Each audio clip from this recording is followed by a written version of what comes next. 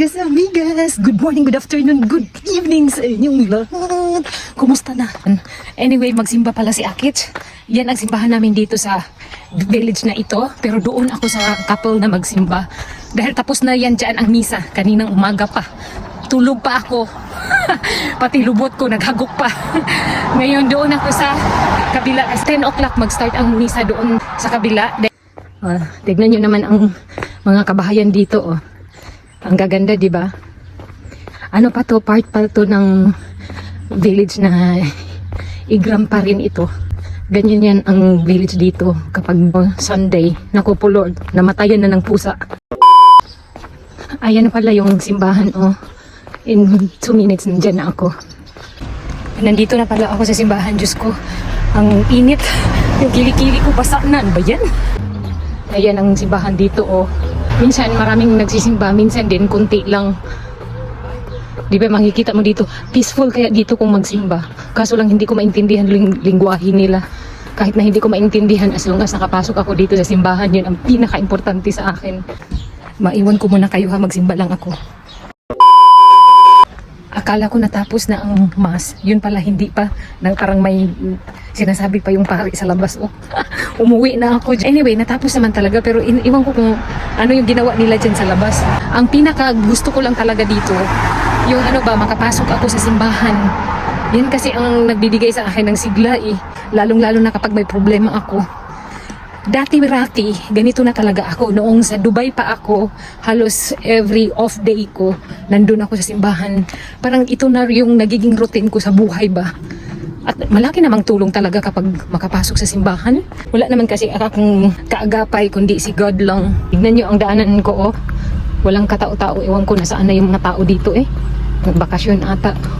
Kaya pala, konti lang yung nagsimba kanina. More on vacation pa pala sila. Kasi yung brother-in-law ko nga eh, nakabakasyon silang lahat. Kaya maglalakad lang ako, alangan naman mag-airplane.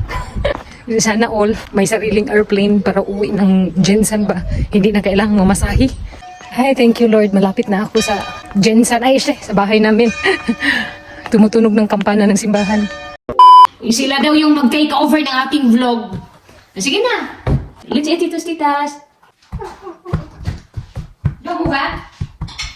Yan ang titos-titas.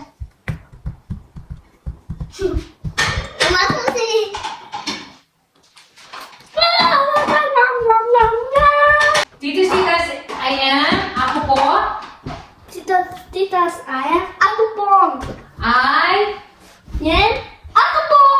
No, ako po. Ako po. Kaya ako po ay. Ako po. No, ako po. Ako po. No, follow mommy. Ako po Ako po. ay. Guwapo. Guwapo. Ano pangalan mo? Hindi na niya maintindihan. What is your name, kuya? Kuya Ot. Dobre. How old are you? Call ko mas Rocco. Dobre. Hindi na niya alam ang English. Slopak na talaga si Kuya Alex. Ako sa Bulas. Wala ako. Where did you live? Ang Philippines. Philippines? Niya, Slovakia. I am in Sri Lanka and Philippines. Dobre. In Polska. Philip ko ninyi. Tani-tani, ha?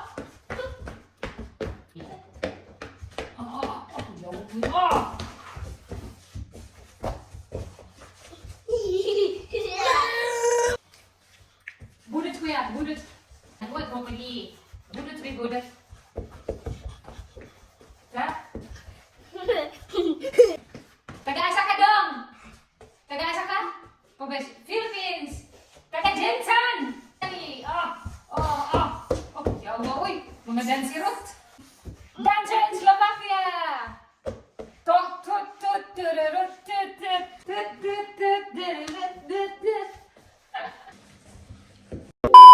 Tignan nyo, ang laki ng peach ba? Nabili namin to sa Tesco kahapon. Kaso nga lang, hindi ako masyado makakain ito. Ito yung favorite ni Philip at saka ni Alex. Ayaw ko makipagkupitin siya sa kanila.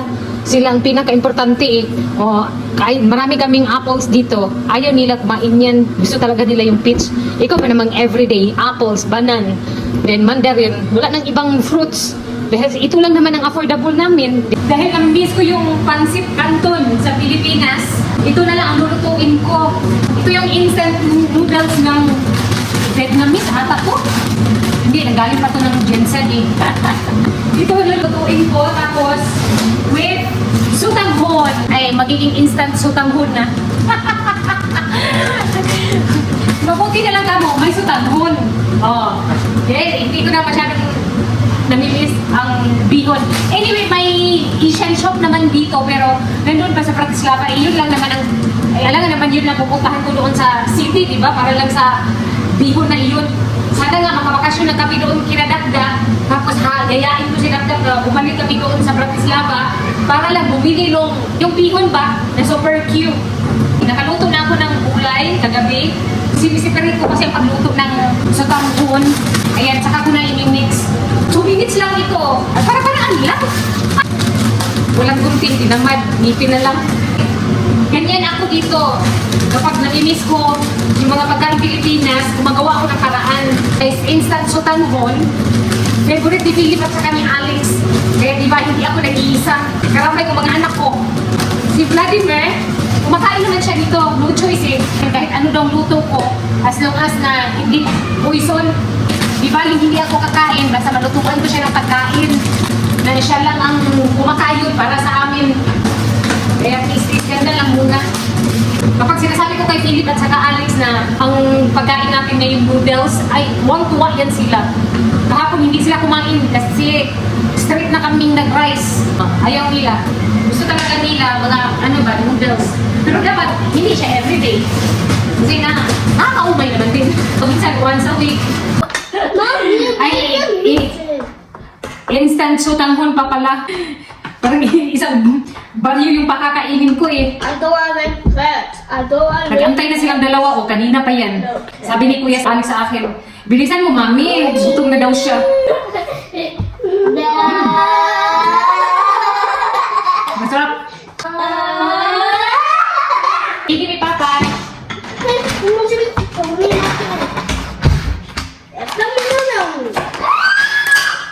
You need to pray, Kuya, dobre?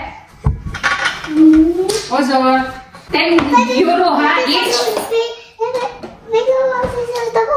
Bruhot. Anday. Aha. Anday, Kuya Alex ko. Okay, pray. Okay na, pray na, pray. Philip ko, na. Diyos si Salo.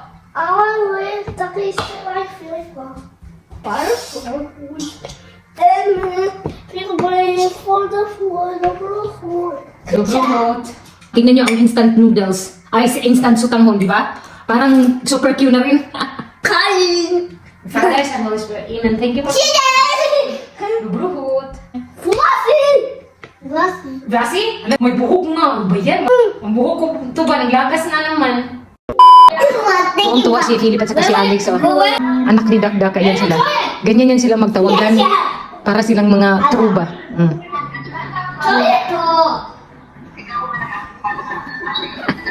Mommy, can you talk poison there? If you try some We need to ask Daddy. Is that daddy's reality?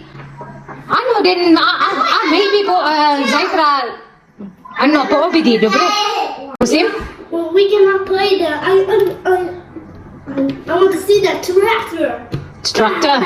Ba't ako pil? Ibig siya, tonobel?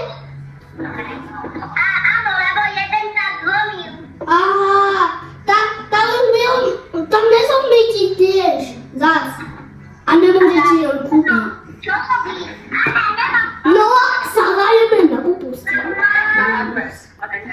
Milicja, chcecie się co podać? Tak zdają to. Cię podwez się bałta. Mam nie wystają to.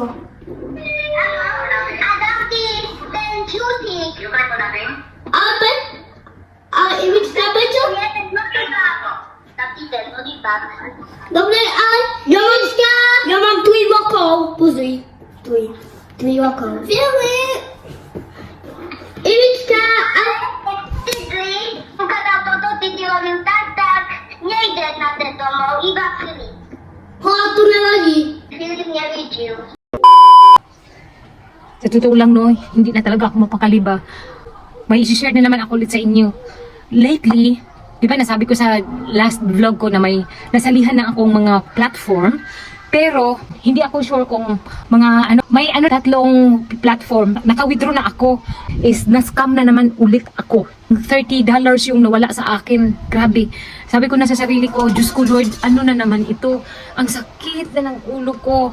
Sa kakaisip kung mabalik pa ba yung $30 ko.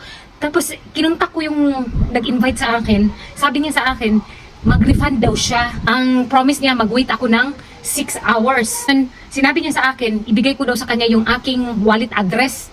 Naku po, Lord, alam niyo lang anong ginawa niya? Hindi niya binigay sa akin. Ang dami niyang promises na hindi niya talaga tinupad.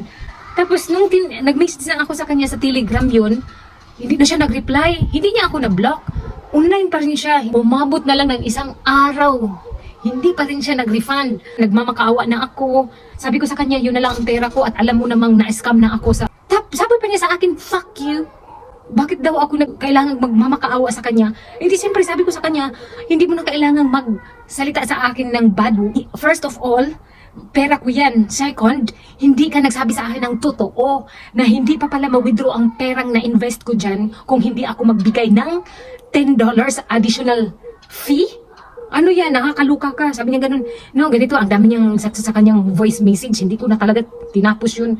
Kasi sa call pa lang, ang dami na niyang sinabi na sa company daw, ganito, ganyan, rules daw nila yun.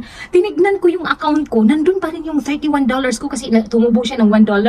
Yun kasi ang promises doon sa website na yun, 5%. So may $1.50 akong income doon kasi after 1 hour. Naisip ko din, magbigay kaya ako o hindi. Pinagsisihan ko yung ginawa ko dahil may 3 na akong platform na naka-withdraw ako. Bakit doon pa talaga ako sumali sa? Hindi ko naman alam kung maka-withdraw ba talaga ako o hindi. Nasa huli ang pagsisisi na ang tanga ko, desperada na ba para makaipon at mabayaran na yung utang na yon na nakatanggong. Dahil hanggang ngayon, hindi ko pa rin pinaalam kay Vladimir ang nangyari sa akin. Kaya inisip ko na lang na, Diyos ko Lord, ipaubaya ko na lang lahat sa iyo. Pagod na ako sa katangahan ko. Basta nairita ako sa sarili ko, sayang yun ba ang $30 na iyon? Kumita na sana yun kung nilagay ko doon sa platform kung saan ako naka-withdraw. Tanga, pakisampal nga ako para matauhan ako. Kaya sunod-sunod na ang scammer ba? Ay, ayaw ko na, Lord, patawad. Stress, depressed. For sure, hindi ko na mababawi yung $30 na yun. Para akong kumita, tapos pinamigay ko lang ba? Ako ba, sabog na talaga yung isip ko. Para na akong high sa problema. Di ba naman kasabihan naman tayo, walang manluloko kung walang magpaloko. Isa na ako doon, magpaloko. Help me, Lord.